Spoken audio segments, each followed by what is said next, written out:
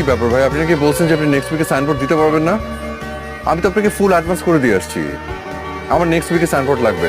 আর শোনেন, কালার যেন কোনোভাবে চেঞ্জ না হয়, আর বেশি লাইটও হবে না, বেশি ডিপও হবে না, একদম এক্স্যাক্ট কালার আমার লাগবে। ঠিক আছে, ওকে, নেক্সট উইক, কিন্তু নেক্সট উইক। ওকে, ঠিক আছে, ওয়ালাইকুম আসসালাম। আরে তুই এরকম ভূতের মতো পিছনে এসে দাঁড়িয়েছিস কেন? কেমন লাগছে আমাকে বল? কেমন লাগছে মানে? তুই যখন শুনিস নাই কিছু? কখন?